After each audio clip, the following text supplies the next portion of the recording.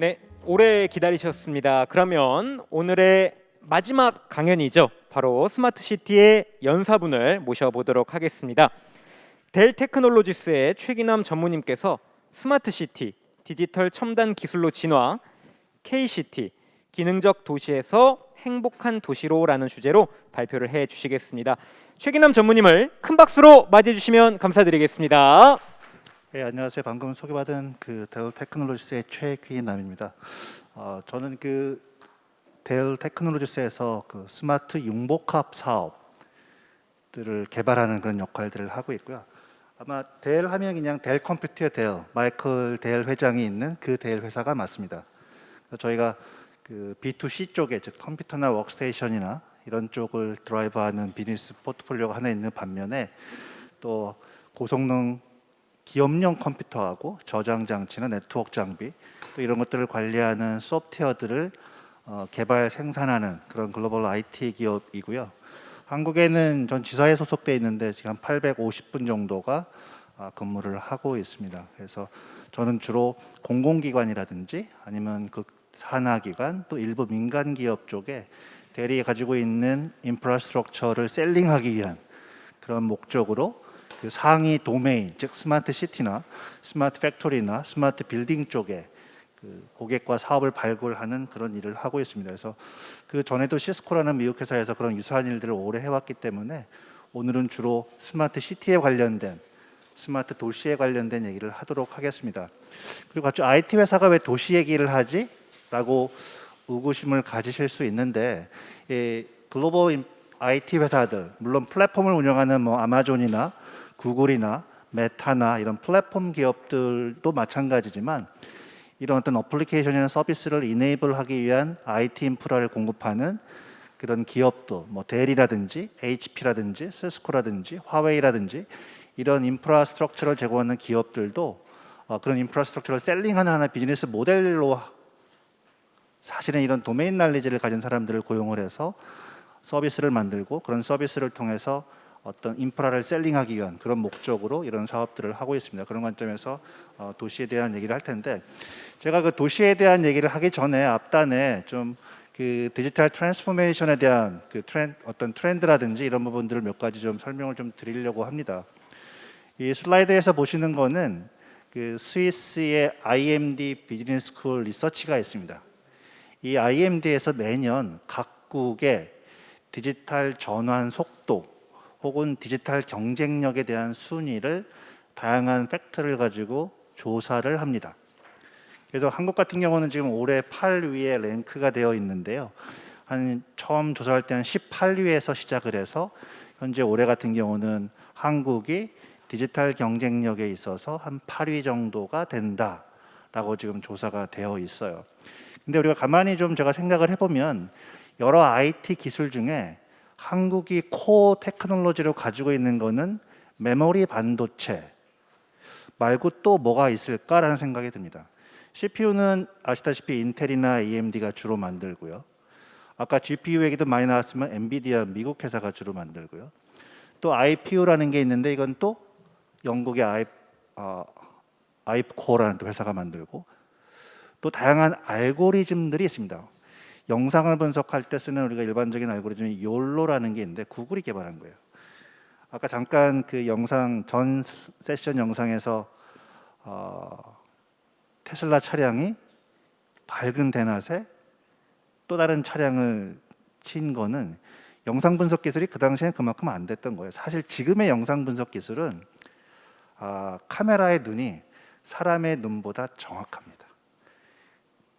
아마 여러분한테 제가 살쾡이하고 고양이 사진을 2개 보여드리면 여기 계신 분들 중에 한두 분은 아마 놓치실 거예요. 근데 카메라는 물론 그만큼 딥러닝을 많이 했을 경우이긴 하지만 카메라가 그다음에 인공지능이 훨씬 더 객체를 아이덴티피케이션 하는데 현재 기술 욜로 7이라는 버전 7 가지고 러닝을 시키면 훨씬 잘 봅니다. 근데 그런 오브젝트가 굉장히 많은 거죠. 수십만 개의 오브젝트들을 다 러닝을 해야 아마 일상에서 우리가 쓸 수 있는 그런 수준이 되는데 카크래쉬 같은 경우는 그런 영상 분석 수준이 테슬라가 가지고 있는 수준이 그거밖에 그 당시에는 안 됐던 거죠. 근데 지금도 계속 러닝을 계속 하고 있을 거예요. 러닝을 계속 하다 보면 이 인간의 눈보다 훨씬 정확한 게 AI 영상, AI 비전 기술입니다. 어쨌든 한국은 이런 코어 테크놀로지는 많이 가지고 있지 않지만 이런 코어 테크놀로지를 융복합하는 SI, 즉 시스템 인티그레이션 기술은 굉장히 잘하는 민족인 것 같아요. 그래서 우리가 스마트 시티나 스마트 빌딩이나 스마트 팩토리나 여기에 들어간 디지털 IT 요소 기술들에 대해서 코어 테크놀로지 몇 개는 없지만 그나마 글로벌하게 알려져 있는 그런 기술들을 융복합해서 시나리오를 만들고 적용하고 우리의 생산성을 높이고 도시의 운영 환경을 효율화시키는 그런 노력들은 굉장히 잘하는 것 같다. 그런 측면에서 이 파리 정도의 디지털 경쟁력 순위에 올라지 않았나 생각이 듭니다. 그리고 이제 우리가 최근에 어떤 그 글로벌 도시의 이슈들을 좀 몇 가지 팩트들을 놓고 살펴보면 일단 사회적인 측면에서는 지금 한국에도 소멸도시라는 용어가 좀 파퓰러합니다. 그 얘기는 뭐냐면 인구가 증가하지 않고 노령 인구만 있어서 더 이상 도시로서의 기능을 하지 못하는 도시들은 없어질 겁니다. 그래서 전국 지도에 맵이 있어요. 그 맵에 보면 빨갛게 표시된 지역들이 있는데 주로 전라도하고 강원도에 많습니다. 그런 도시들은 없어질 걸로 향후 20년이나 30년 후에는 사실은 슬픈 얘기거든요. 저도 사실은 강원도 홍천에서 태어났고 저희 부모님은 전라도 담양분이셨는데 만약에 그런 옛 추억에 있는 도시들이 군이나 고향들이 사라진다면 좀 슬픈 얘기일 수도 있습니다.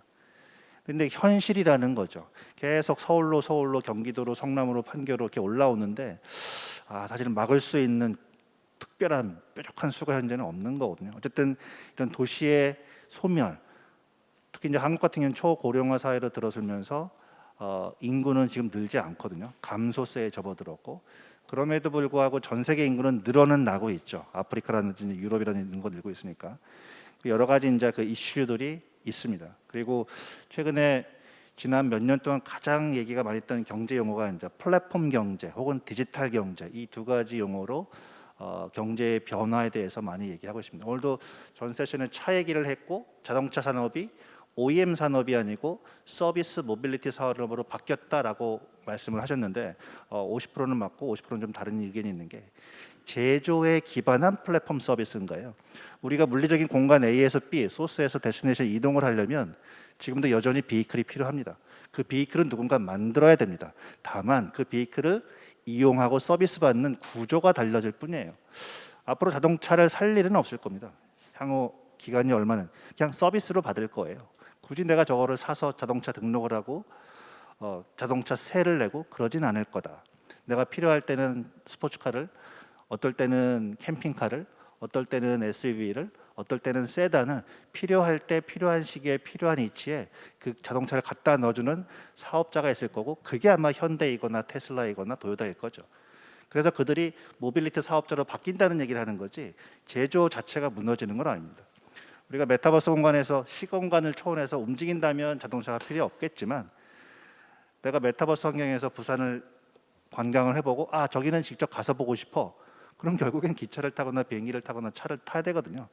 그런 측면에서 이 제조에 뒷받침해서 플랫폼 경제가 있고 모빌리티 서비스가 활성화되는 거지 무조건 모빌리티 서비스화 되는 것은 아니다라는 말씀을 드리고 싶고 또 지금 아마 5년에서 10년 동안 모든 키워드를 잠재울 게 딱 하나가 있습니다. 탄소 중립, 기후 변화입니다. 최근에도 그 부산이나 포항이 태풍 때문에 굉장한 피해를 입었거든요. 근데 예전에 없던 그런 강도의 바람과 그런 강도의 피해였어요. 근데 이게 앞으로 심해질 거라는 얘기죠.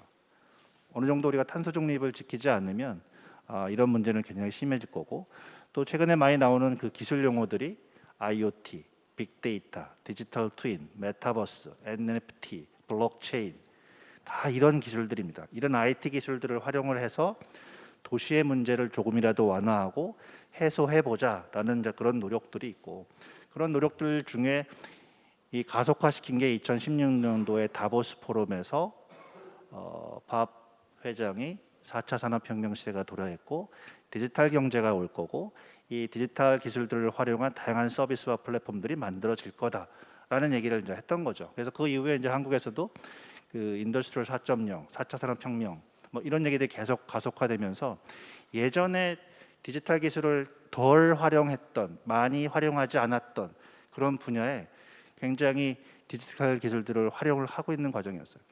이제 시장에서 제가 스마트 팩토리 쪽 관련 얘기를 몇 년 전부터 하고 다녀보면 공장에 가면 공장장은 IT를 모르세요. OT는 잘 알죠. 오퍼레이션 테크놀로지는 잘 알아요. 컨베이어 벨트는 어떻고 DDP나 아니면은 뭐 센서 이런 건 잘 하시는데 IT는 잘 모르죠. 메타버스가 무슨 얘기인지, 디지털 트윈이 무슨 얘기인지, 어떤 걸 시뮬레이션 해야 되는 건지, 히스토리컬 데이터하고 리얼 데이터를 어떻게 활용해 전혀 모르죠. 비근한 예로 그 햇반 만드는 한국 회사가 하나 있습니다. 잘 하시는 CJ이고요. 그 부산에 저희가 어떤 테스트를 했었냐면 동시간대 동일 시기에 들어온 똑같은 햇반 생산 라인이에요. 동일한 규모에. 근데 생산율이 달라요. 하나는 한 89%, 하나는 93%. 그래서 그 사장이 공장장한테 물었죠. 야, 이게 똑같은 시기에 들어와서 똑같이 운영하고 있는데 여기는 왜 생산율이 다르냐? 공장장은 답을 못 하죠. 데이터가 없거든요. 그런 데이터를 볼 생각도 안 했고 그 데이터를 누적할 생각도 안 했고 데이터를 분석할 생각도 안 했기 때문에.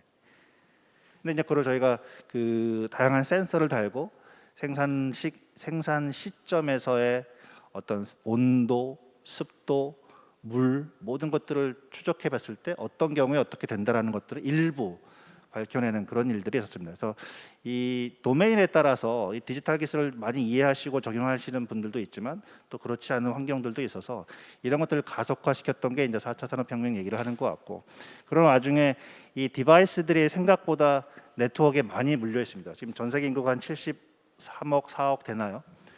근데 인터넷에 물려 있는 기기들이 50억 개 이상 될 겁니다. 예전에 인터넷에 물리는 장비들은 스마트한 디바이스만 물렸어요. 스마트폰이나 여러분들의 컴퓨터나 태블릿이나 즉 IP 어드레스라고 하는 인터넷을 지원하는 디바이스만 네트워크에 물려서 데이터를 수집하고 커뮤니케이션 했는데 지금은 한 10,000원짜리 센서도 인터넷에 다 물려요.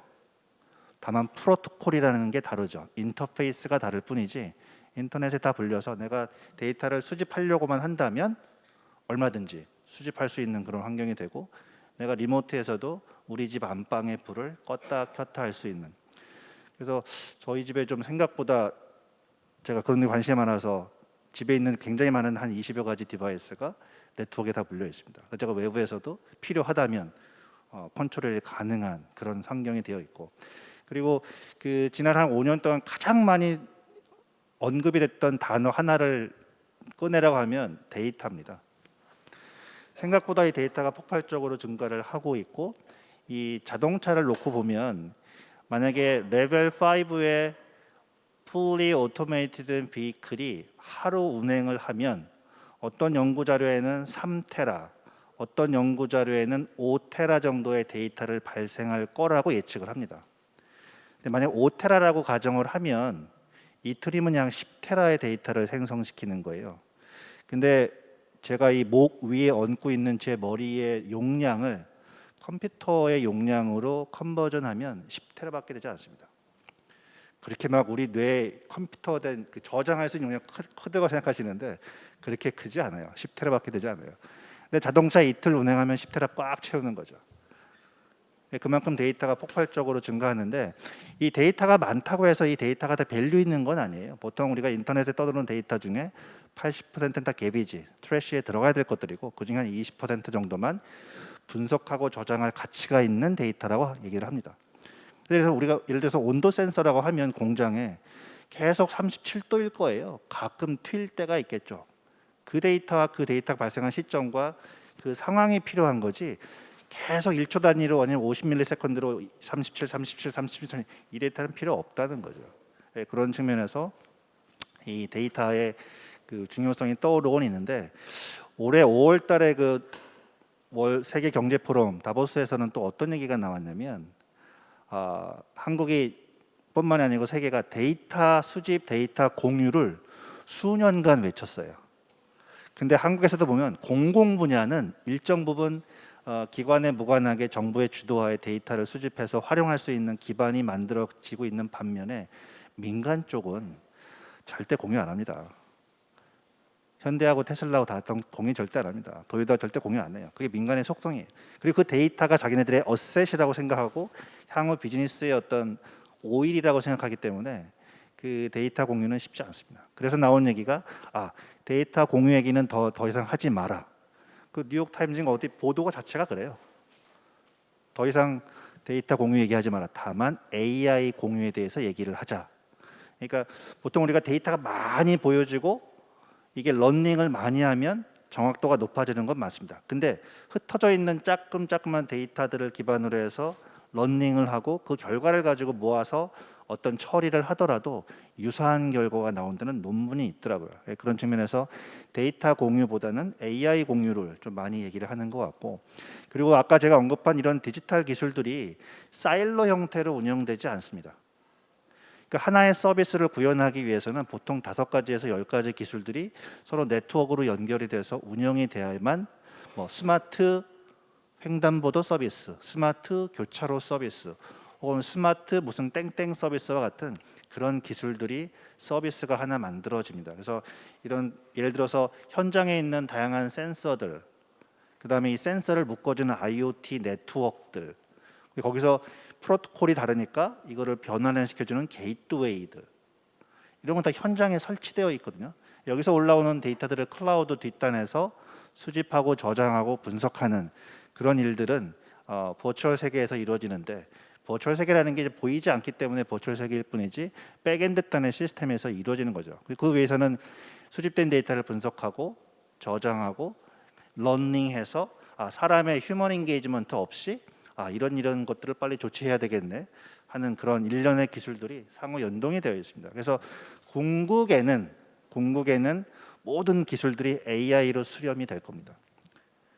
그래서 보통 인공지능도 강 인공지능, 약 인공지능 여러 가지 구분도 있긴 하지만 궁극에는 수집된 데이터를 알고리즘 기반으로 분석하고 러닝해서 사람이 인게이지하지 않고 자동으로 운영이 되게 하겠다. 그게 자동차건, 그게 집이건, 그게 도시건, 그게 어떤 병원 시스템이건 그와 무관하게 하겠다는 게, 하고자 하는 게 어떻게 보면 우리의 궁극적인 오토노머스 월드일 거라고 보여지고요.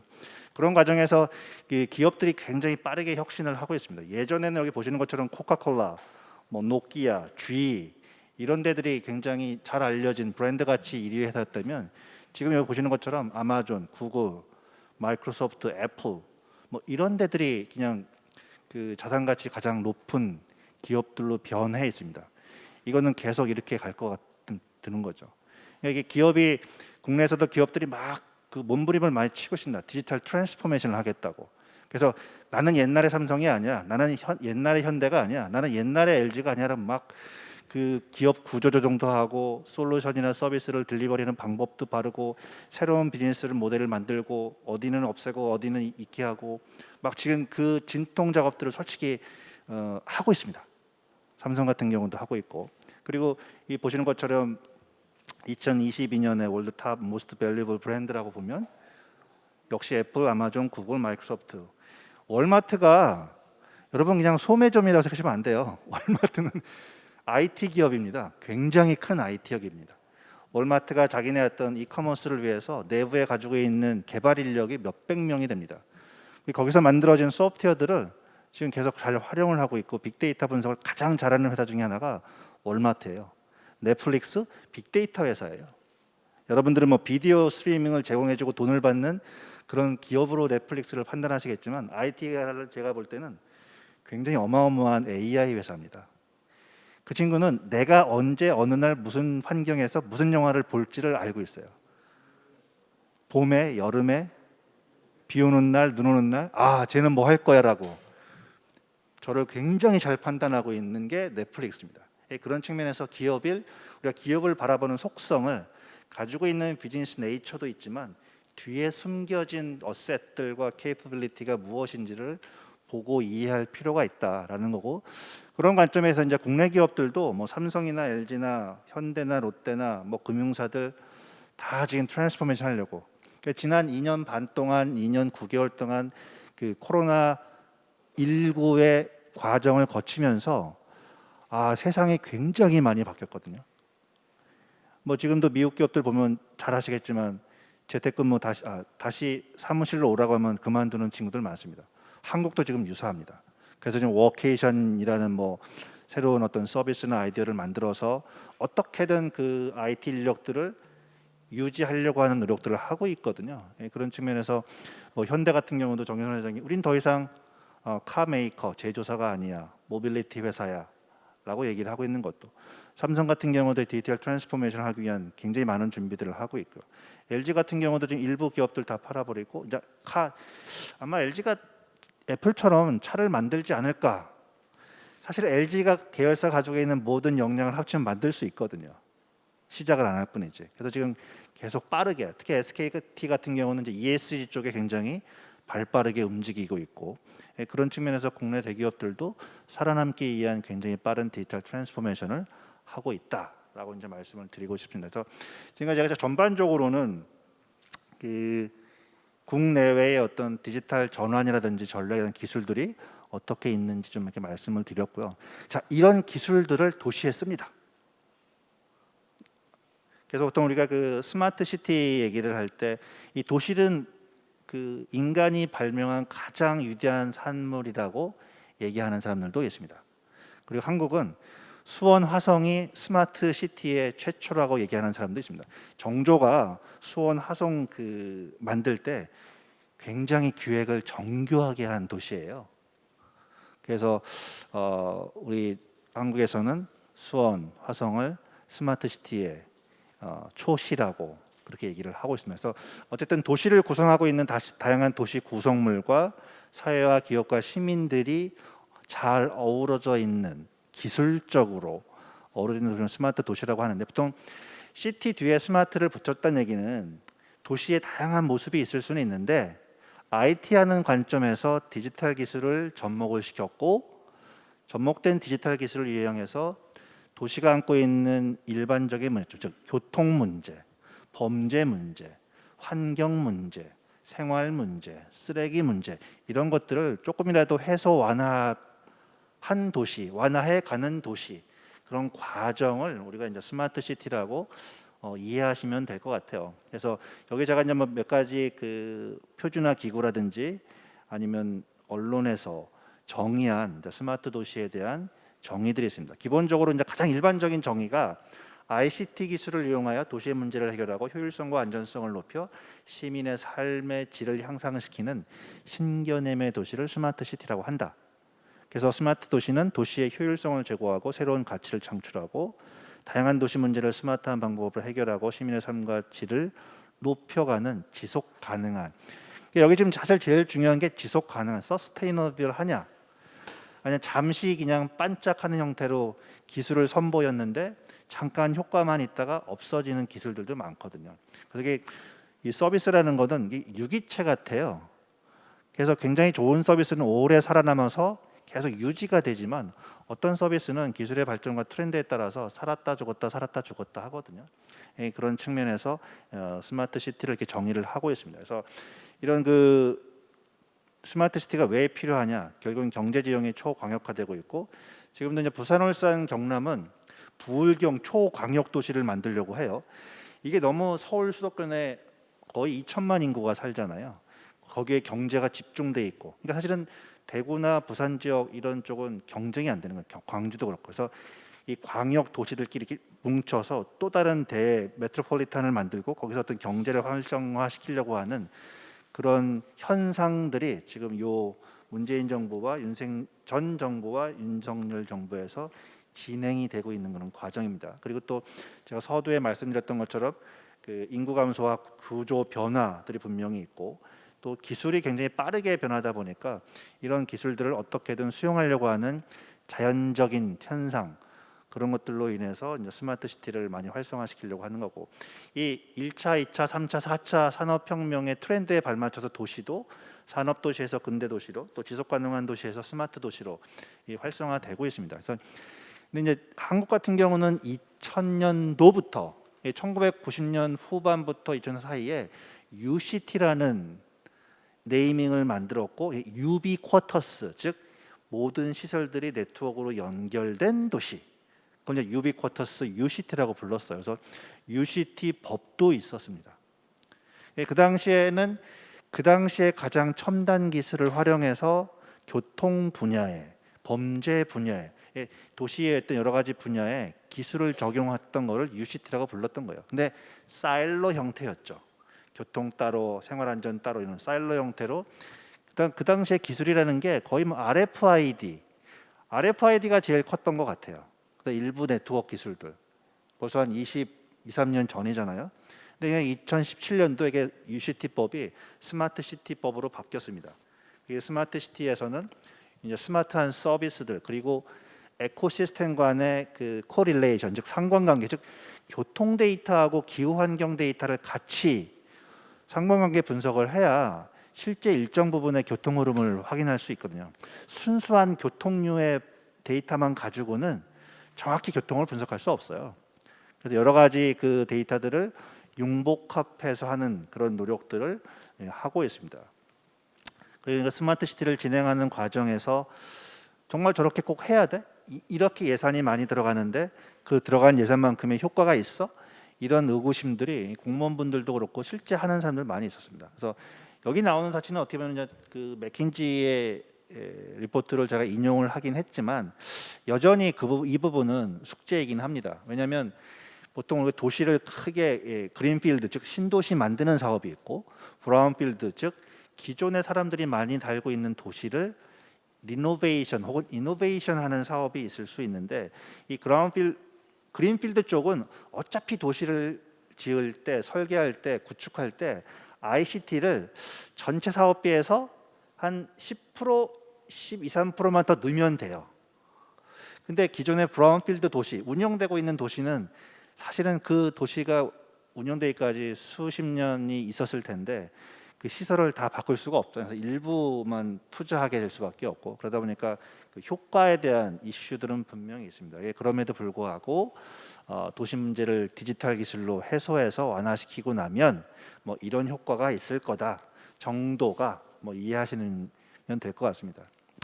그리고 그 해외도 마찬가지지만 이제 국내도 이런 그 스마트 시티 사업을 할 때 상당히 좀 복잡합니다. 그리고 여러분들도 뭐 여러분이 사시는 도시나 국가에서 정부와 일을 하시는지는 모르겠는데 이 공무원 공공기관에는 굉장한 레귤레이션과 다양한 제도와 규율과 법규가 있어서 사실은 이걸 해치고 스마트 시티 사업하는 게 쉽지는 않습니다.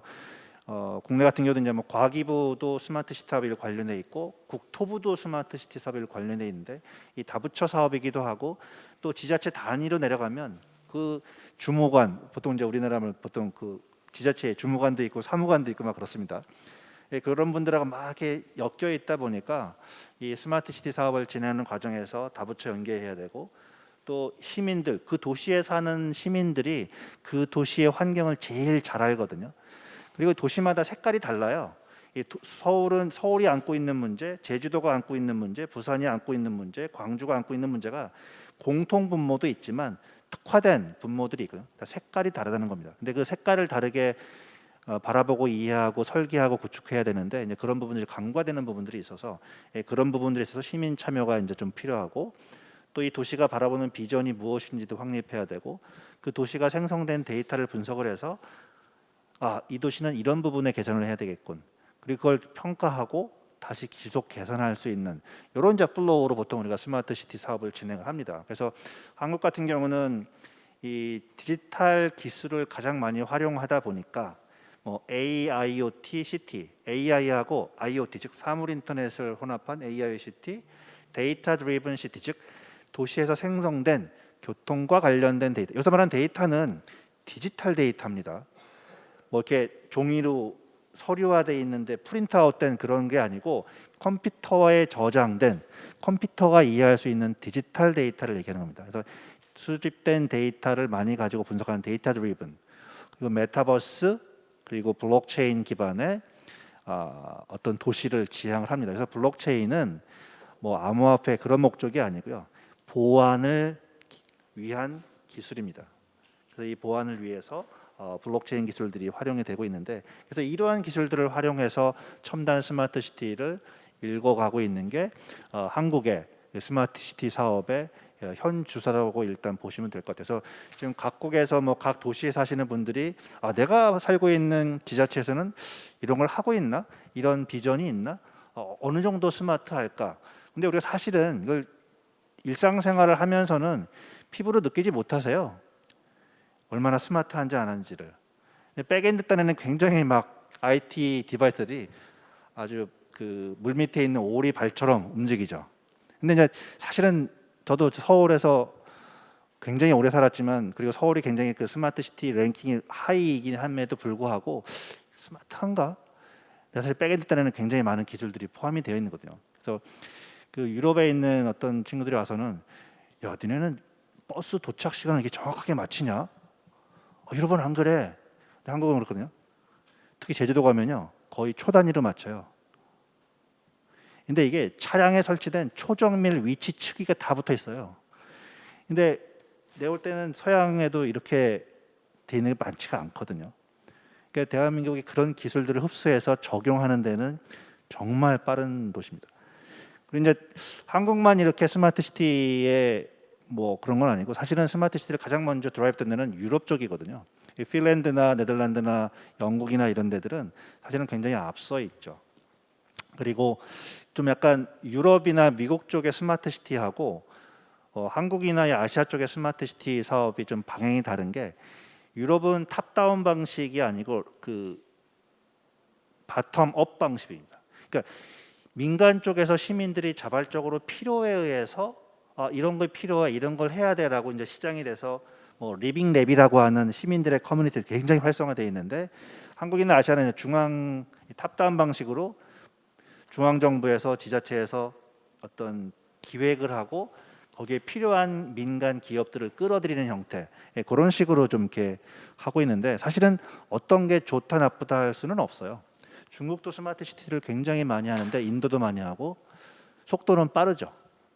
속도는 굉장히 빠르지만 일본 같은 경우는 또 생각보다 이렇게 스마트 시티를 빠르게 하진 않아요. 아까 뭐 5분 시티 도요타 얘기 나왔지만, 그건 이제 도요타가 드라이브하는, 그리고 어떤 그 모빌리티 환경에 대한 테스트 베드로서의 5분 시티인 거지, 도시를 구성하는 게 교통만 있는 건 아니거든요. 범죄도 있고, 환경도 있고, 생활도 있고, 행정도 있고, 굉장히 복잡합니다.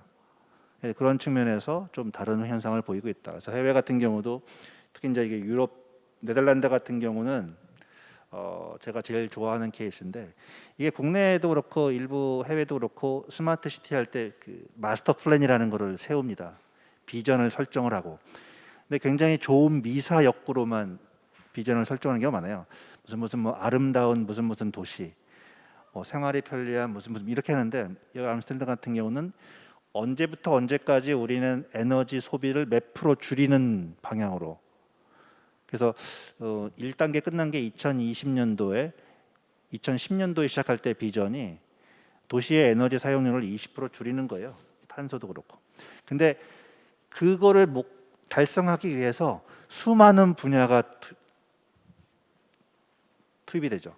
교통 분야에서는 어떻게 에너지를 줄일 거고, 일반 공공 건물에서는 어떻게 에너지를 줄일 거고, 민간 건물에서 어떻게 에너지를 줄일 거고, 가정에서는 어떻게 에너지를 줄일 건지, 이게 다 나와야 돼요.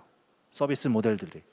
그래서 굉장히 좀 잘했던 케이스가 네덜란드 케이스고, 제가 가장 좋아하는 케이스입니다. 그래서 뭐 덴마크라든지 스코틀랜드라든지 미국이나 중국, 일본 등 다양한 분야에서 뭐 도시가 안고 있는 가장 뭐 물 문제, 쓰레기 문제, 아니면 환경 문제, 교통 문제, 이런 것들을 IT 기술을 활용을 해서 조금이라도 100% 해소할 수는 없기 때문에 조금이라도 단 5%라도 10%라도 해소하기 위한 목적으로 이런 것들이 진행이 되고 있었고, 근데 제가 빨간색 친 거는 실패한 케이스예요.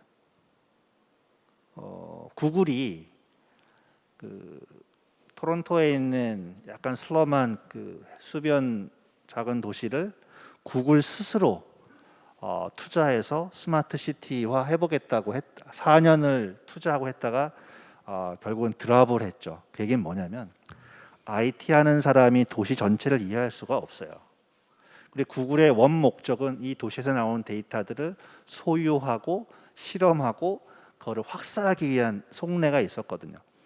근데 도시를 건축학적으로 도시 행정학적으로 이해하지 못하면서 IT 기업이 뛰어들어서 스마트 시티를 한다는 것은 어불성설입니다. 그래서 이 국내에서도 이 스마트 시티 사업을 할 때는 각계각층의 분야의 사람들이 다 모여서 각자의 보이스를 내고 협의를 하게 되어 있습니다. 이제 그런 측면에서 이 구글 사이드웍스 랩스는 실패한 사례라고 보시면 되고요. 약간 좀 딥다이브해서 약간 그 깊게 들어가면 함부르크 같은 경우가 스마트 시티를 굉장히 잘했던, 그래서 여기는 여러 가지 이제 이니시에이티브도 있어요. 함부르크는 항구 도시거든요. 그래서 항구하고 도시하고 굉장히 인접해 있고 그 항구와 도시를 연결하는 다리가 하나 있었고, 근데 그 물동량으로 보면 세계 5위에 해당하는 굉장히 큰 항구 도시거든요. 그러다 보니까 여러 가지 도시 문제가 있었기 때문에 그런 것들을 해결하기 위한 목적의 일환으로서 스마트 항구부터 만들어가고 이걸 점차 확산을 해서 스마트 도시를 해갔던 그런 사례를 보시면 됩니다. 그래서 뭐 지능형 항구 관리라든지 지능형 통합 교통 관리, 지능형 교통 시설 이런 쪽에 교통 분야의 문제를 해결하기 위한 형태로 진행을 했던 그런 사례를 보시면 되고요. 이제 암스테르담 같은 경우 아까 제가 말씀드렸던 그 1단계 2020년 끝날 때까지 90년도에 시작했는데 탄소 배출량을 20% 줄이겠다. 이게 보통 우리가 비전을 세팅하거나 사업을 할 때 정성적인 것보다는 정량적인 목표를 정확히 세우고 매주할 수 있는 게 가장 중요하거든요.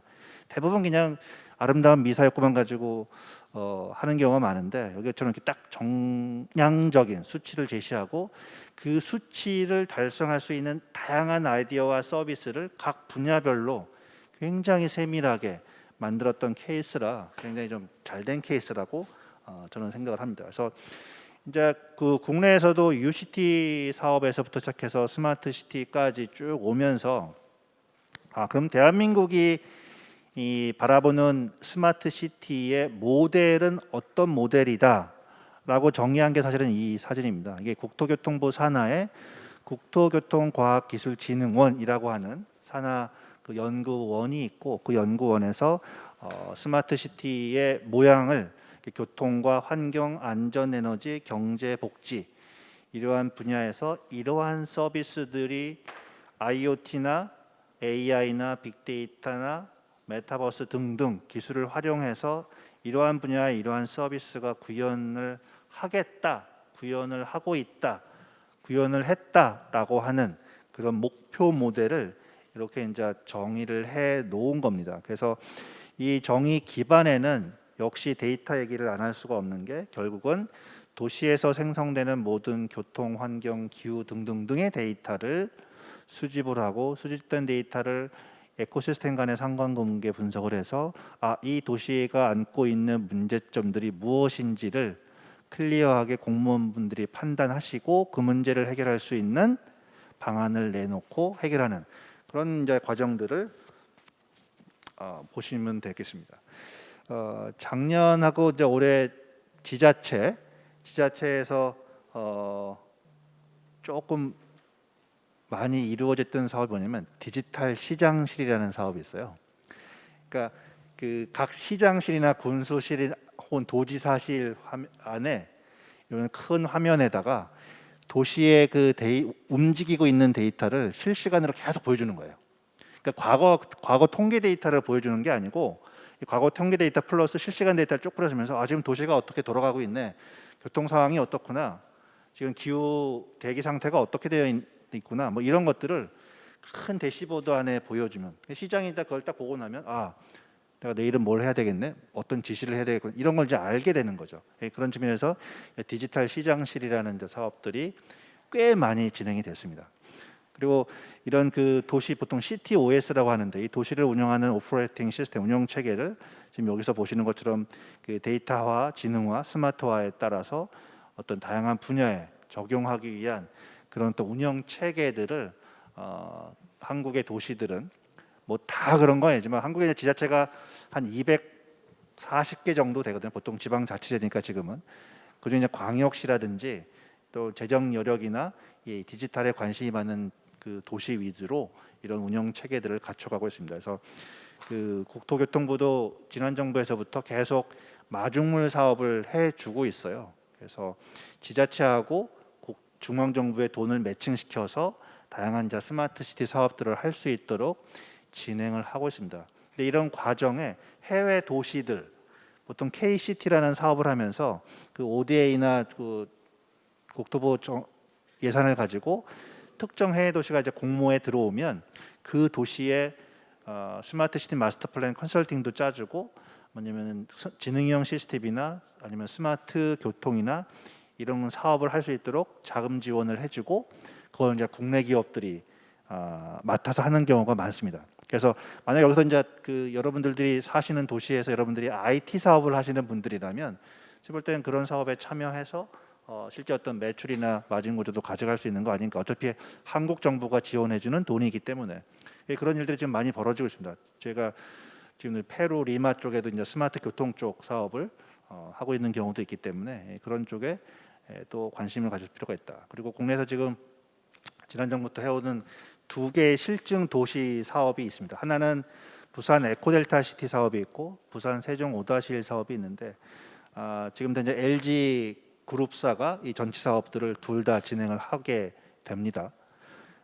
특히나 이제 부산 에코델타 시는 시범적으로 뭘 하냐면 지금 개발 진행 중인데 스마트 빌리지라고 해서 56세대의 단독 주택들이 지금 지어져 있고 거기에 올 1월부터 주민들이 살고 있는데 그 주민들은 공모에 의해서 선정된 사람들이고 각계각층에 5년 동안 무료로 삽니다. 다만 조건이 있습니다. 그 집에서 생성되는 모든 데이터를 공유하는 조건입니다. 근데 그 집의 센서가 여러분이 살고 있는 집의 센서의 개수보다 한 30배는 많을 거예요. 수돗물이 나오는 곳마다 다 센서가 달려 있습니다. 냉장고를 몇 번 열었는지조차도 알 수 있습니다. 굉장히 많은 데이터가 수집이 되는 거예요. 거기에는 혼자 사는 사람 케이스, 뭐 교수 가정 케이스, 뭐 독거노인 다양한 케이스를 다 활용하기 위해서 그만큼 데이터를 가지고 뭔가 해보려는 노력이 있는 거죠. 그리고 이 단지를 굉장히 잘 관리했고 여기는 또 메디컬 아까 트윈 얘기 나온 것 중에 안 나온 게 메디컬 트윈인데 보통 우리가 이제 의료 제 바이오 시그널이라든지 예전에 치료 데이터라든지 매년 건강 검진을 받는 건강 검진 데이터를 합쳐서 저의 그 아바타 바디 위에 데이터를 다 얹어서 보여줍니다. 그러면 내가 어디에 어떻게 아픈지 시각적으로 이제 확인이 할 수 있기 때문에 그런 메디컬 트윈 서비스까지도 입주민들한테 지금 다 해주고 있거든요. 그래서 그런 정보들 다 공유를 또 해줍니다. 입주민들한테. 그런 걸 가지고 활용을 하고 있는 도시다. 그래서 그 외에 또 이제 국가 성장 동력 프로젝트라 그래고 해서 대구하고 시흥 두 개의 지자체를 선정해서 둘 다 이제 아까 얘 같은 경우는 이제 여기는 그린필드예요. 신도시. 부산 에코델타 시티하고 세종 5-1은 한 인구로 치면은 한 20만 내외에 그렇게 만들어 가려고 하는 그린필드 신도시고 여기는 대구하고 시흥은 기존에 살고 있는 도시의 문제를 데이터 기반으로 어떻게 해결해 볼까 하는 그래서 사실 여기에 지금 예산이 800억 정도 들어갔어요 5년 동안. 그래서 데이터 허브라는 플랫폼을 만들었어요. 소스 코드 레벨에서 오픈 소스 가지고. 그래서 이걸 각 지자체에다가 확산시켜서 각 지자체도 이런 식으로 데이터를 게더링하고 각 지자체의 데이터를 또 상위에서 모아서 국가적으로 좀 활용하려고 하는 그런 목적으로 이런 프로젝트 두 개가 진행됐었죠. 몇 가지 좀 제가 사례를 말씀드리면 전주시가 이제 디지털 트윈 기반으로 도시를 스마트화해가는 사업을 지금 하고 있습니다. 그래서 보통 이 평면도 그다음에 드론이라든지 또 차량에서 찍은 사진들 이런 것들을 활용을 해서 이 LOD 레벨 0부터 5까지 쭉 만들어 놓고 실제 여름에 어디에 열섬 현상이 이루어지고 있는지 교통류가 어디가 어떤지 또 바람이 강풍이 불면 빌딩풍이 어디서 어떻게 발생되는지를 시뮬레이션을 해보는 거예요. 그리고 내가 여기 나대지인데 건물을 지으면 이게 조망권이나 일조권이 어떻게 바뀌는지를 시뮬레이션을 해보는 거예요. 예전에는 그런 시뮬레이션을 못했기 때문에 건물을 무조건 탁 짓고 보고 짓고 나면은 막 싸우잖아요 주민들끼리. 그런 것들을 이제 사전에 예방해 보려고 하는 거죠. 그런 측면에서 전주시가 이제 디지털 트윈 사업들을 해왔고 일부 서울시를 포함한 도시들이 이런 디지털 트윈 기술을 기반으로 해서 실제 건축 공사가 올라가기 전에 시뮬레이션을 3D 그래픽으로 다 해보는 겁니다. 이 과거 데이터를 다 심죠. 그러면 시간이 변함에 따라서 조도나 이게 어떻게 바뀌는지를 다 알 수 있어요. 소프트웨어적으로 그렇게 하고 있는 것들이 있고, 또 이 경기도 같은 경우는 미세먼지 데이터와 연계해서 살수차 운영을 기획합니다. 예전에 쓰레기차나 살수차는 정해진 루트만 그냥 다니는 거예요. 그날의 계획에 따라서. 근데 지금은 미세먼지가 많은 대로 갑니다. 그래서 그런 그 데이터 기반에서 살수차나 쓰레기차 운영합니다. 쓰레기통도 쓰레기통이 얘기를 해요. 나 쓰레기 차에 있으니까 가져. 예전에는 쓰레기통이 차 있건 차 있지 않건 그 앞을 지나가거든요. 청소차가. 근데 결국엔 쓰레기가 없으면 거기 갈 필요가 없었던 거잖아요. 거기까지 가는데 기름 썼지, 도로를 점용을 했지, 에너지를 낭비했지. 그런 것들을 안 한다는 거죠. 그래서 그런 사례들도 있고, 또 수원 같은 경우는 드론 같은 것들을 활용해서 이제 범죄 안전 서비스를 하기도 하고, 또 그 국내 같은 경우에 지자체, 특히 이제 오래된 도시에는 노 위험 시설물이 많이 있습니다. 보통 한국 같은 경우는 건물의 등급을 A, B, C, D, E 이렇게 나누거든요. D부터는 쓰러질 수도 있는 빌딩들입니다. 심지어는 삼성동에도 그런 빌딩이 있었어요. 뭐 신문에 나오고 있었는데, 그래서 그런 노 빌딩에다가 뭐 격자 센서나 진동 센서나 기울기 센서들을 달아놓고 다 구해서 관리를 합니다. 그래서 만약에 최근에도 그 어디지 충주에선가 지진이 있었는데, 그렇게 지진 같은 것들이 발생했을 때 이게 뭐 콜랩스할 확률이 높으니까 그런 것들을 다 리모트에서 계속 센서 데이터를 받아서 관리하고 있는 그런 일들도 하고 있고, 요즘엔 또 CCTV 같은 것들 다 지능화돼서 굉장히 CCTV 영상이 하나 들어오면 이 영상을 하나 가지고 런닝할 수 있는 게 굉장히 많아요. 원소스 가지고 굉장히 많은 오브젝트들을 런닝할 수 있는데 AI 기반으로, 그래서 지능형 영상 관제 같은 것들도 많이 하고 있습니다. 근데 여전히 이게 쉽지가 않은 게, 이게 두 사람이 공원에서 있는데 엉켜 있을 때 저게 허깅을 하는 건지 몸싸움을 하고 있는 건지를 영상 분석으로 확인할 수 있느냐, 아직은 쉽지 않습니다. 그걸 확인하려면 그 사람의 표정에서부터 몸동작, 골격의 움직임, 강도까지도 센싱할 수 있어야 저건 허깅이야, 저건 몸싸움이야 할 수 있는데, 아직 그렇게까지 적용되어 있지는 않은 상태고요. 어쨌든 이런 지능형 영상 관제도 하고 있다.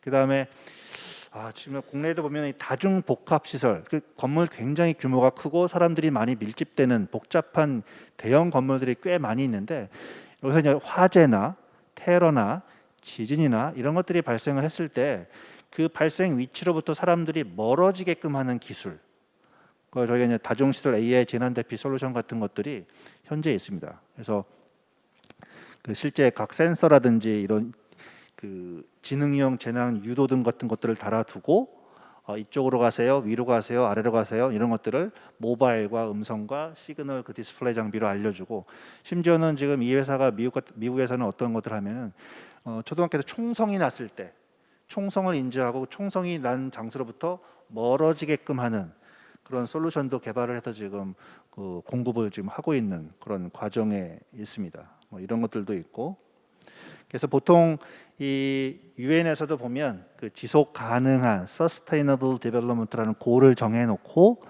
도시의 개발을 어떻게 했으면 좋겠다, 이런 가이드라인도 있고요. 또 이런 한국에서 이 스마트 시티를 할 때 공무원분들이 사실은 전문성은 왜냐하면 한국 같은 경우는 2년마다 보직이 바뀌어요.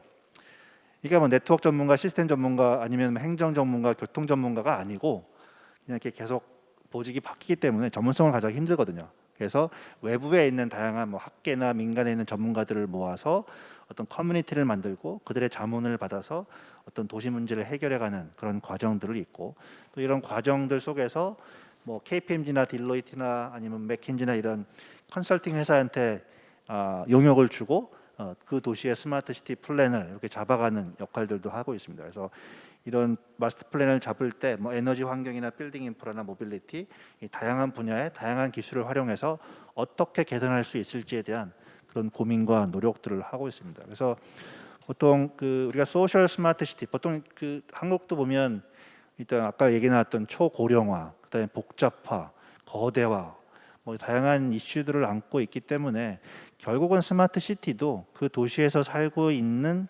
시민들이 편리하고 행복하게끔 살아갈 수 있도록 도와주는 하나의 컨셉이거든요. 예, 그런 컨셉적인 노력들을 많이 하고 있다. 이게 뭐 서울만 하고 있는 것도 아니고 부산만 하고 있는 것도 아니고 한국만 하고 있던 건 아니고 이 많은 도시들이 하고 있다. 아마 여러분이 살고 있는 나라의 그 도시에서도 작던 크던 그런 노력들을 아마 하고 있을 겁니다. 근데 여러분들이 만약에 IT 쪽에서 일하시는 분들이라면 그 도시와 한국의 기업들을 연계해서 한번 좀 더 한국의 경험과 사례를 전파할 수 있는 그런 기회도 있으면 어떨까?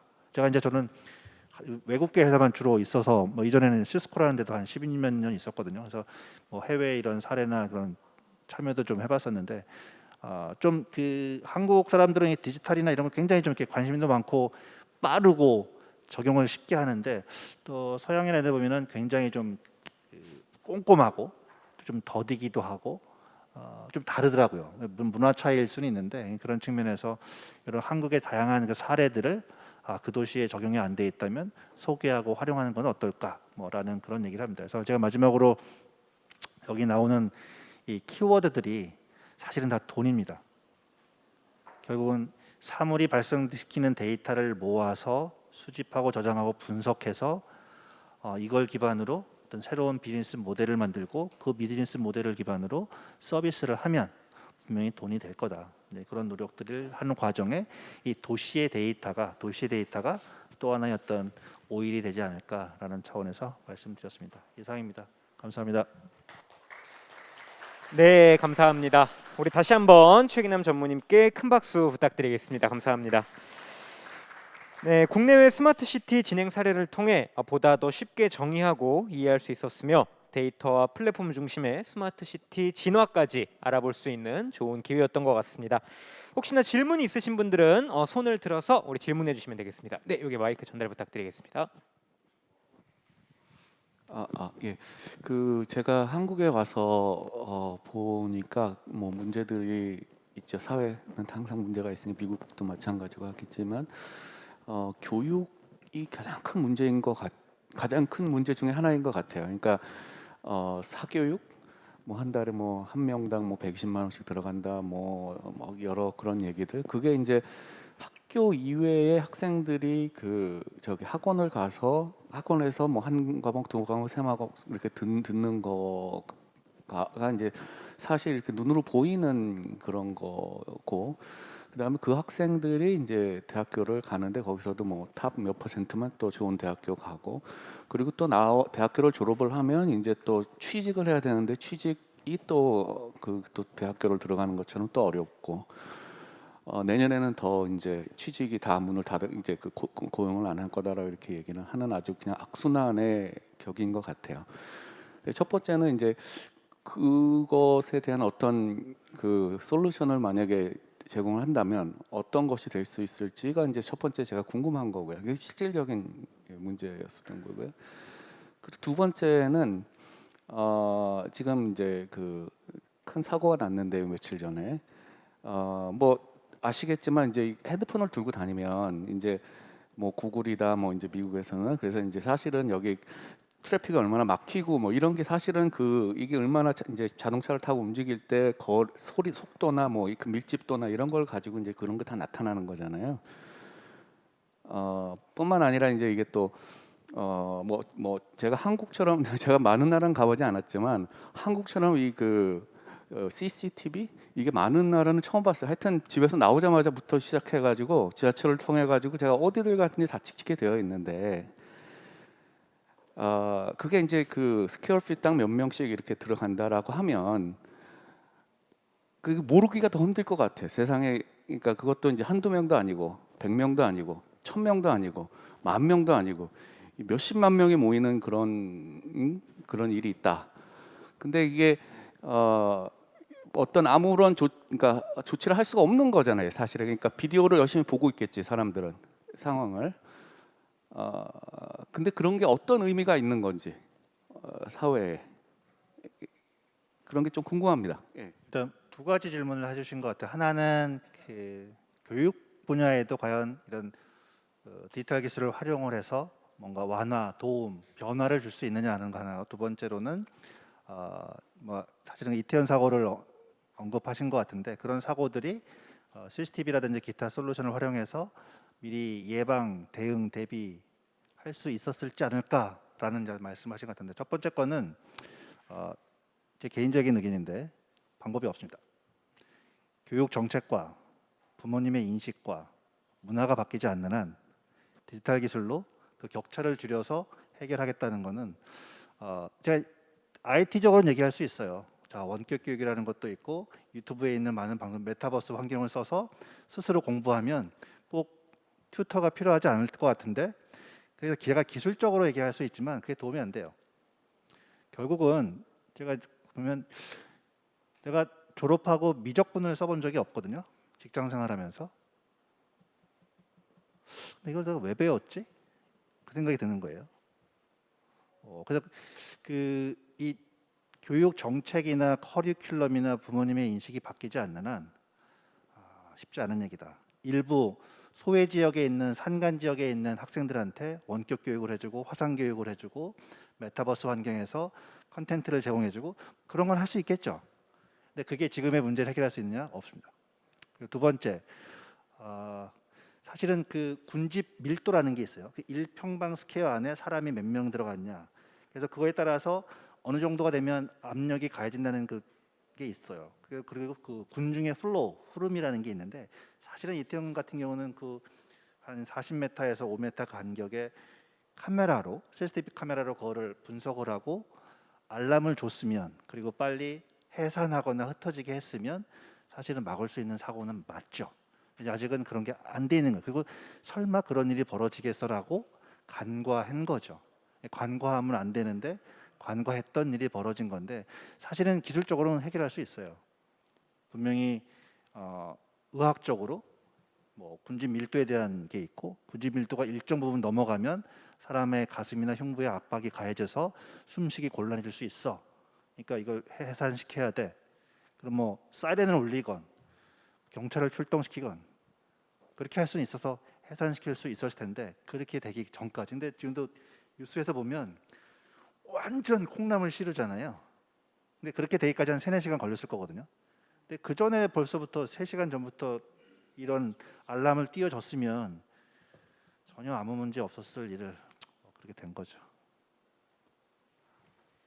네, 시간 관계상 마지막 질문으로 받도록 하겠습니다. 지금 잘 들었습니다. 현재 상황이 이제 저희 지방 같은 경우 인구가 많이 감소하고 있는데 제가 듣기로는 일본 같은 경우는 그래서 이제 지방의 인구가 감소하니까는 도시를 시골을 여기저기 이렇게 모아서 좀 더 이렇게 크게 형성하는 걸로 알고 있거든요. 우리나라는 지금 어떤 정책이랄까 혹시 알고 있으면은 그다음에 이렇게 인구가 줄는 상태에서 이거의 필요성이랄까 뭐 그런 거에 대해서 좀 알고 싶습니다. 이제 첫 번째 우리나라 같은 경우는 인구 소멸되는 지역에 지원해주는 정부 자금들이 일부 있어요. 근데 이거는 그렇게 큰 도움이 안 되고 최근에 일본에서도 하고 있는 건 관계 인구를 늘리는 거예요. 이 관계 인구라 함은 그 지역에 살리는 실질적인 인구는 아니지만 그 지역에 있는 생활이나 문화나 지역 인민들하고 SNS 상으로든 어떤 관계를 맺게 하고 그 관계를 통해서 자주 방문하게 하는 그런 형태의 어떤 정책을 통해서 조금이라도 활성화시켜 보려고 하는 노력을 하는 거예요. 그게 100%뭐 된다 안 된다는 보장은 없지만 어쨌든 지금 예를 들어서 우리도 좀 초고령 사회에 들어가서 45%의 인구가 65세 이상이 되는데 이 중에 이제 경제 인구라고 볼 수 있는 사람은 몇 프로 되지 않거든요. 결국은 근데 이런 분들이 대도시 생활보다는 좀 이렇게 외곽으로 빠지는 경향들이 있어요. 그래서 뭐 실버타운 형태로 개발하려고 하는 그런 도시들도 있고.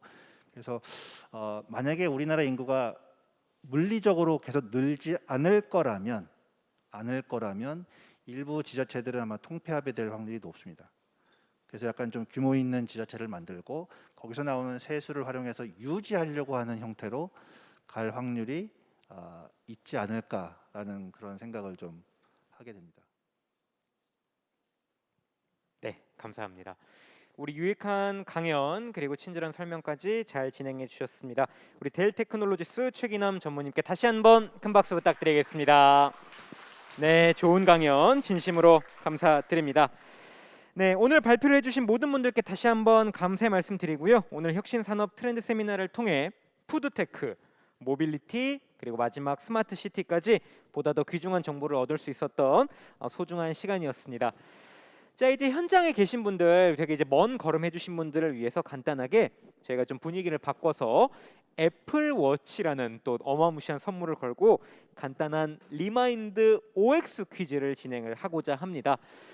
지금 현장에 계신 분들께서는요, 그냥 자유롭게 참여 가능하시고요. 지금 메타버스로 이 화면으로 보고 계신 분들도 당연히 참여 가능하십니다. 참고로 이렇게 오늘 1등 하신 분들은 저희가 또 여러분들 귀한 시간 내주셔서 먼 걸음 오신 만큼 애플워치를 또 선물로 드리고자 합니다. 그래서 편하게 뭐 짧게 진행할 거거든요. 한 10분, 15분 정도 짧게 진행할 거니까 현장에서 같이 참여해 주시면 감사드리겠습니다. 지금 메타버스 플랫폼에 계신 분들께서는요, 퇴장 이후에 OX룸으로 재입장을 부탁드리겠고요. 현장에 계신 분들은 혹시나 저희가 아까 사전 테스트를 해보긴 했었었는데 그 잠깐 안 되던 상황이 있었거든요. 혹시 QR코드 한번 다시 보일 수 있으실까요? 네. 일단은 한번 QR코드 찍어서 보내주시고요. 만약에 접속이 가능하면 이 메타버스 공간 안에서 같이 진행하고요. 만약에 좀 어렵다 그러면 저희가 여기 현장에서 자체적으로 따로 OX 퀴즈를 진행을 하도록 하겠습니다. 아까 저희가 사전 테스트를 해봤는데 지금 약간 인터넷 문제 때문에 핸드폰으로 오시는 분들이 조금 접속이 원활하지 않더라고요. 그래서 지금 혹시 바뀌었을 수 있으니까 한번 접속해 보시고요. 안 되시면 이 오프라인 지금 현장에 계신 분들은 저희가 따로 게임을 진행을 하도록 하겠습니다. 혹시나 접속이 되시나요, 여러분? 되시나요? 다행입니다. 네, 다행히 접속이 되는 것 같으니까 우리 주변에 안 되시는 분들은 저희가 손 들어주시면 저희 스태프분들이 안내 같이 도와드리도록 하겠고요. 우리 메타버스 공간 안에 계셨던 분들은 다시 한번 안내 드립니다. 퇴장해서 OX룸으로 재입장을 부탁드리겠습니다. 자, 접속하실 때 닉네임 같은 경우에는 여러분들 이름 그리고 국가, 뭐 한국이면 한국, 뭐 대한민국 이렇게 적으셔도 상관없습니다. 그래서 여러분들 성함, 국가명으로 적어주셔야 저희가 조금 있다가 뭐 커피 쿠폰이나 치킨 쿠폰, 애플워치 드릴 때 원활하게 드릴 수 있거든요. 그거 참고해서 접속해 주시면 감사드리겠습니다. 자, 어느 정도 들어오시면 제가 조작법이라든지 이 메타버스 공간이다 보니까 조작법이라든지 좀 주요한 기능들 알려드리도록 하겠습니다. 네, 우리 다른 분들 접속하실 때까지 조금만 기다려 주시고요. OX 퀴즈 같은 경우에는 빠르게 10분 이내로 마무리해서 여러분들께 선물도 드리고자 함이니까 편하게 참석해 주시면 감사드리겠습니다. 네, 혹시나 뭐 접속에 어려움이 있으신 분들은 손 들어주시면 주변에 계신 우리 스태프분들이 같이 도와주실 거거든요. 조금만 기다려 주세요. 지금 뭐 각양각색의 아바타들로 지금 다들 잘 들어오셨습니다. 조금만 기다려 주세요.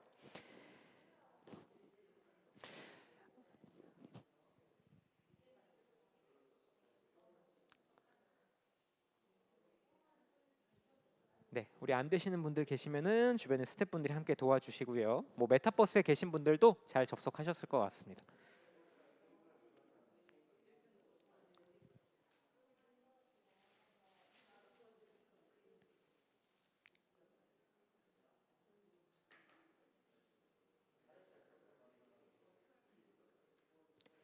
혹시 나는 아직 지금 접속을 못했다 계신가요? 한두 분 정도 계시네요. 네네. 마저 도와주시고 만약에 어려우시면 네, 넘어가도록 하겠습니다. 네. 의미 없습니다. 네네. 지금 저도 얼굴이 보이고 있습니다.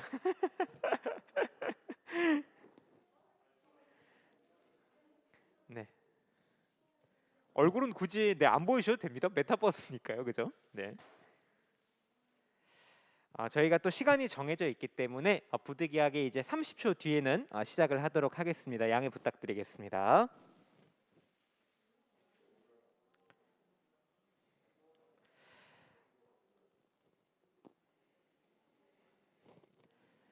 현장에서 혹시나 와이파이 쓰시는 분들은 데이터로 좀 바꾸셔서 하셔도 좋을 것 같아요. 아무래도 인터넷으로 진행되다 보니까 뭐 핸드폰 사양이나 모델에 따라서 약간의 끊김이라든지 렉이 있을 수는 있거든요. 어쩔 수 없이 메타버스고 QR 코드를 이용해서 입장을 하다 보니까, 그래서 그런 부분들은 좀 너그럽게 양해해 주시면 감사드리겠습니다.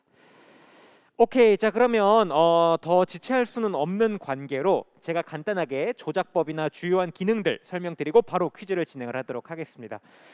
자, 한번 조작 기능들에 대해서 좀 설명을 해드릴게요.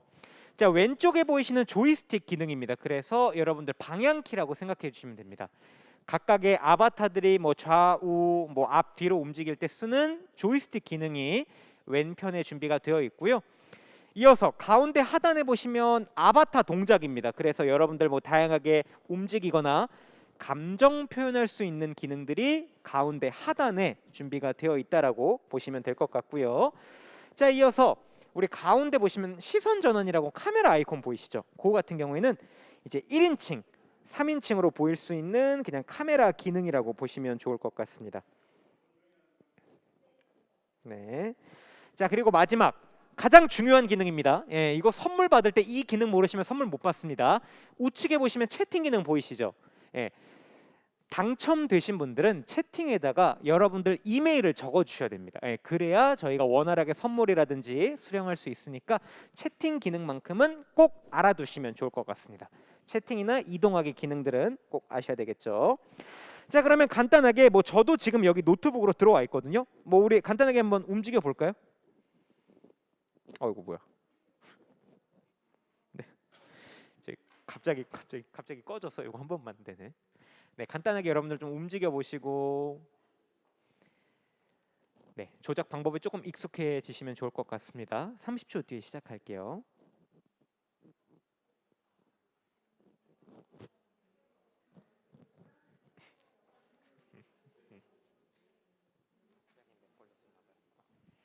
오케이, 자 좋습니다. 자 그러면 지금부터 준비되어 있는 우리 OX 퀴즈를 진행을 하도록 하겠고요. 당연하지만 1등에게만 준비되어 있는 애프로치를 드리도록 하겠습니다. 자 그러면 함께 가보도록 하겠습니다. 만약에 이제 지금부터는 이제 렉 걸려서 못 움직이시는 분들은 자동 실격이라고 보시면 되겠습니다. 감사합니다. 자 그러면 첫 번째 문제 한번 가볼까요? 올해 대회 명칭은 제19차 세계 한상 대회다. 맞으면 동그라미, 틀리면 X로 써주시면 되겠습니다. 자, 여러분들의 아바타를 움직이셔서 내가 동그라미로 생각하시면 동그라미 구역으로, X로 생각하시면 X 구역으로 가주시면 되겠습니다. 네, 거기 보시면 나와 있지 않으세요? 그 화면에? 네, X가 오른쪽 빨강색으로 X라고 되어 있습니다. 그 다음에 동그라미가 5, 5로 가주시면 됩니다.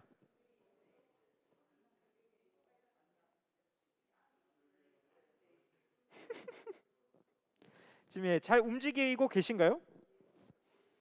지금 제 화면에서는 많은 분들이 잘 안 움직이시고 계시는데 지금 세 분만 X로 가신 것 같은데, 우리 해람님, 유나님, 사라님.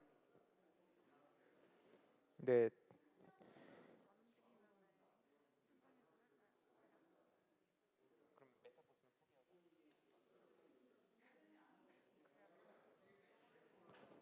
네, 여러분 죄송합니다. 이렇게 가도록 하겠습니다.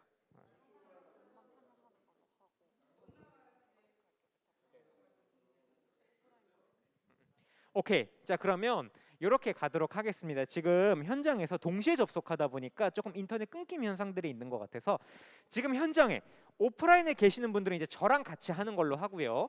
온라인에 계신 분들은 우리 담당자님이 따로 체크해 주시는 걸로 가도록 하겠습니다. 자, 우리 오프라인에 계시는 분들 규칙 설명드릴게요. 내가 동그라미라고 생각하면 머리 위로 동그라미, 내가 X라고 생각하면 머리 위로 X라고 표시만 해주시면 되겠습니다. 자, 그러면 오래 끌지 않겠습니다. 기다리시는 거 싫어하는 거 잘 알기 때문에 바로 진행하겠습니다. 네네네. 지금 여기 계신 분들, 오프라인에 계신 분들은 지금 그 접속하고 계신 건 나가주셔도 됩니다. 자, 첫 번째 문제. 지금 여기 계신 분들은 그 핸드폰은 나가주셔도 돼요. 퇴장해 주셔도 됩니다. 그냥 여기서 손짓으로 동그라미 X에서 애프로치 드릴 겁니다. 자, 가보도록 하겠습니다. 제 목소리 잘 들어주세요. 첫 번째 문제. 인간과 동물을 구분짓는 유일한 방식은 요리가 아니다. 맞으면 동그라미, 틀리면 X 해주시면 됩니다. 제가 하나, 둘, 셋 하면 하시고요. 이렇게 손가락으로 표시해 주시고요. 탈락하신 분들은 좀 양심적으로 손을 내려주시는 걸로 가도록 하겠습니다. 한번 가보도록 하겠습니다. 하나, 둘, 셋 들어주세요. 오케이. 그래도 각자 본인 생각대로 동그라미 하신 분들, X 하신 분들 계신 것 같습니다. 자, 정답 공개합니다. 정답은 X였습니다. 아까 우리 설명해 주셨었죠. 우리 인간과 동물을 구분짓는 유일한 방식은 요리가 맞다라고 아까 강연에서도 설명을 해 주셨습니다. 자, 동그라미 하신 분들은 이제 그 다음에 참여를 못 하십니다. 이건 양심적으로 부탁드리겠습니다. 우리 주변에 보는 눈들이 많기 때문에. 자, 이어서 두 번째 문제 한번 가보도록 하겠습니다. 두 번째 문제. 한국 유니콘 기업 중에 푸드테크 기업이 가장 많다. 이것도 아까 강연에서 나왔던 내용입니다. 맞으면 동그라미, 틀리면 X입니다. 자, 5초 동안 생각할 시간 드릴게요. 5, 4. 첫 번째 문제 통과하신 분들만 3, 2, 1. 정답 들어주세요. X 하신 분 한 분, 나머지는 동그라미를 들어주셨습니다. 정답은 O였습니다. 네, 우리 푸드테크 기업이 가장 많다라고 말씀을 해주셨죠. 자, 지금 살아남으신 분들끼리 세 번째 문제 가보도록 하겠습니다. 세 번째 문제. 트윈 코리아는 실물 경제를 연동하는 디지털 트윈 공간 메타버스 서비스가 맞다. 맞으면 동그라미, 틀리면 X입니다. 좀 헷갈리시죠? 지금부터는. 자, 생각할 시간 3, 2, 1. 자, 하나, 둘, 셋. 정답 들어주세요. 다 동그라미세요? 여기서 한 분이라도 X를 바꾸시면 자, 정답은 O가 맞습니다. 너무너무 잘 들어주셨어요. 강연을. 제가 더 감사드리네요. 자, 이어서 우리 네 번째 문제. 최후의 1인만 애플워치입니다. 인간의 사회적 자아인 페르소나는 부캐나 메타버스의 아바타와 본질적으로 다르다. 맞으면 동그라미, 틀리면 X입니다. 생각하실 수 있는 시간 5초. 3, 2, 1. 정답 들어주세요. 자, 눈치 보지 마시고 딱 본인의 생각을. 드디어 약간 반반 갈렸습니다. 네, O 반, X 반으로 갈리셨는데 정답은 X입니다. 야, 이제 O이신 분들은 지금부터 참여를 못 하시고요. 페르소나는 부캐나 메타버스의 아바타와 본질적으로 같다라고 합니다. 자, 이어서 우리 다섯 번째 문제. 지금 통과하신 분들 손 한번 들어볼까요? 그러니까 아까 X 하셨던 분들. 하나, 둘, 셋, 넷. 하나, 둘, 셋, 넷, 다섯, 여섯 분. 오케이. 혹시 메타버스에 살아남으신 분들 계세요? 메타버스 올킬입니다. 다행입니다. 그러면 다행히 여기서 애플워치의 주인공이 나올 것 같습니다. 자, 우리 여섯 분과 함께 갑니다. 다음 문제. 자율주행차의 자동화 레벨 등급은 0부터 5까지 총 6단계이다. 이것도 아까 설명하셨던 겁니다. 맞으면 동그라미, 틀리면 X. 자, 5초 동안 고민할 수 있는 시간 드립니다. 자, 3, 2, 1. 정답 들어주세요. 눈치 보시고 드시면 안 됩니다. 자, 생각을. 네, 하나, 둘, 셋. 오케이, 5. 자, 지금 볼게요. 5, 하나, 둘, 세 분. X, 하나, 둘, 세 분이십니다. 자, 정답은 O였습니다. 네, 너무 아쉽게도 정답은 O였습니다. 우리 X 하신 분들 탈락. 우리 아까 O 하셨던 세 분 계셨죠? 하나, 둘, 세 분. 결승전입니다. 이제 이분 중에 한 분만 애플워치를 가져가시게 될 겁니다. 왜 제가 떨리죠? 자, 세 분이서 갑니다. 세 분이서. 자, 다음 문제. 역시나 자율주행차에 관한 문제입니다. 여러분 그 끝까지 남아 계신 분들도 저희가 쿠폰 드릴 거거든요. 갑자기 나는 애플워치 당첨 안 됐으니까 가시는 분들이 계시는데 저희가 커피 쿠폰이나 선물 다 드릴 겁니다. 자, 다음 문제. 자율주행차의 실용화는 자동차 기술로만 충분하다. 맞으면 동그라미, 틀리면 X입니다. 자, 아까 결승전에 진출하셨던 세 분 계셨었죠.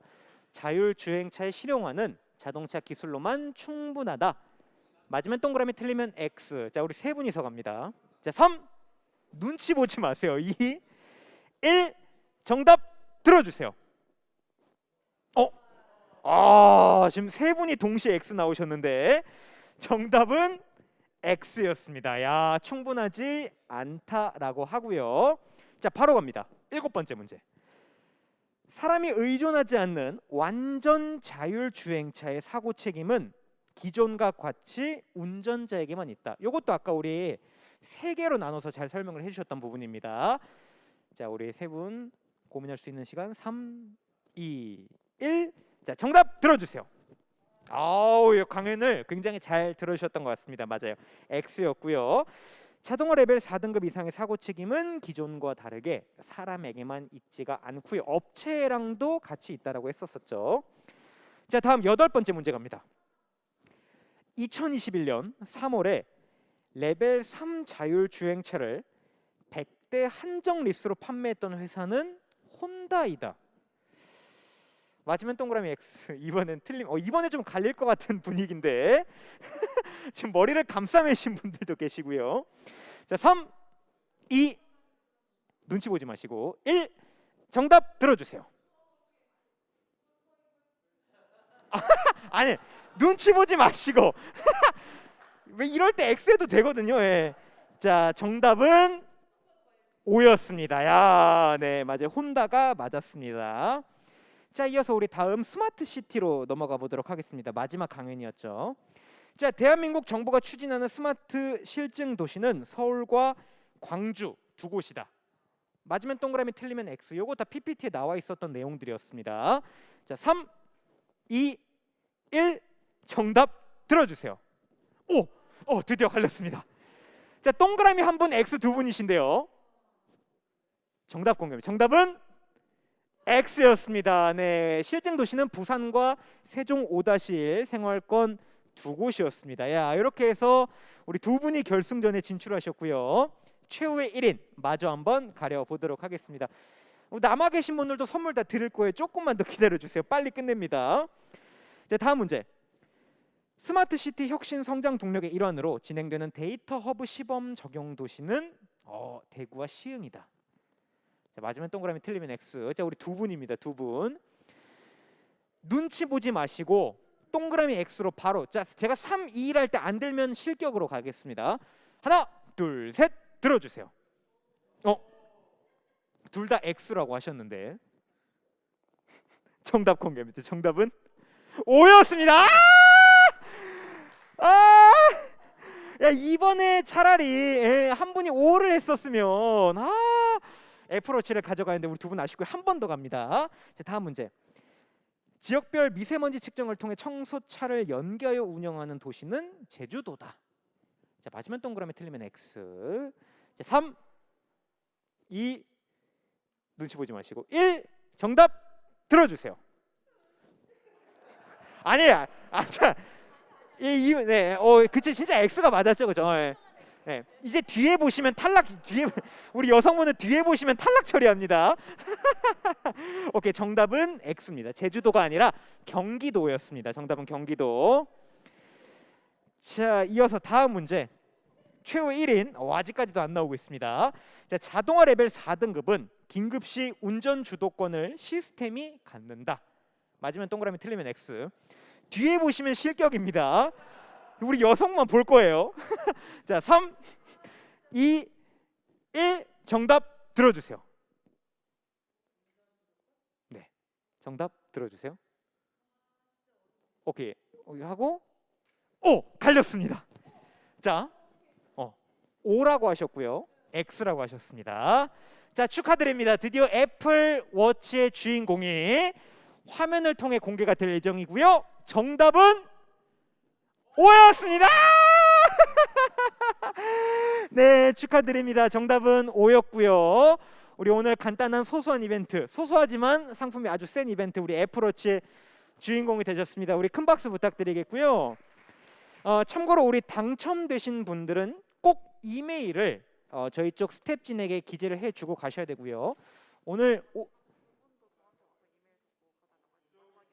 마지막에 남으셨던 그리고 우리 마지막에 남으셨던 두 분 있죠. 여기 계셨던 우리 남성분과 우리 여성분도 꼭 이메일 주소 남겨주고 가시면 저희가 1, 2, 3등 선물을 전해드리도록 하겠습니다.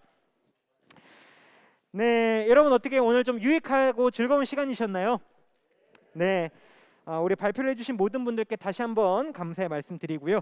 오늘 푸드테크 모빌리티 스마트 시티에 대한 귀한 정보도 얻고 우리 OX 퀴즈까지 함께 할 수 있는 소중하고 즐거운 시간이었던 것 같습니다.